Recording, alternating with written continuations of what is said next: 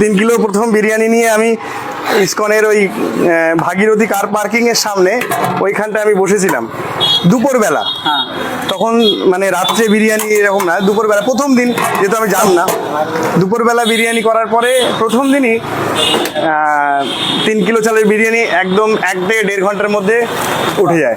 তারপরে একটু মনে সাহস হয় যে না, আগানো যাবে এবং বিরিয়ানি এখানকার লোক পছন্দ করবে।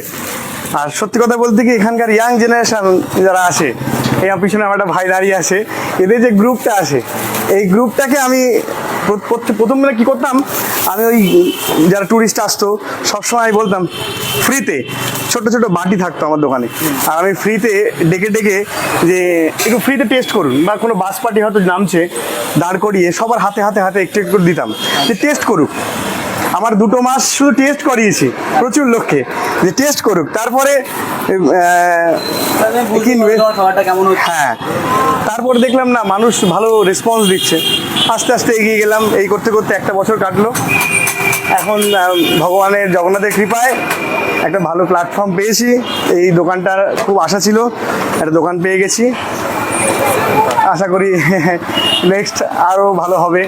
খুব পরিচিত দাদা, আমেরিকান দাদা, তাই তো? আমেরিকান দাদা বলেছিলি সবাই, কিন্তু অ্যাকচুয়ালি ও তো আমাদের সবার লালটু। তো খুব ভালো ছেলে। আর যেটা হলো, সব সময়ের জন্য এখনো পর্যন্ত আমার দোকান এই 1 বছর মায়াপুরে, আমি প্রত্যেক সপ্তাহে হোক যখন হোক আমি চেষ্টা করি ওর থেকে সাজেশন নেওয়ার, যে কিভাবে আমরা আরও বেটার কিছু করতে পারি, আমি আরও যেন বেটার হয়, কোন চালটা নিলে ভালো হয়, যা কিছু আমি সব সময় চেষ্টা করি ওর থেকে সাজেশন নিলে কি হয়। আর যেহেতু ভালো বন্ধু, আরও কোনোদিন চাই না যে রানাদার কোনো রকম অসুবিধা হোক, সবসময় চাই রানাদা তুই আরও ভালো কিছু কর, আরও বেটার কিছু কর সবসময়। শুনলাম ও বোধহয় একটা ব্রাঞ্চও খুলছে দীঘাতে। তো সত্যি কথা বলতে কি, আমি খুব খুব আনন্দিত যে ওর একটা ব্রাঞ্চ হচ্ছে, ওর একটা স্বপ্ন পূরণ নতুনভাবে আরও বড় হোক। এবং থেকে শুরু করে, হ্যাঁ, একদম একদম একদম।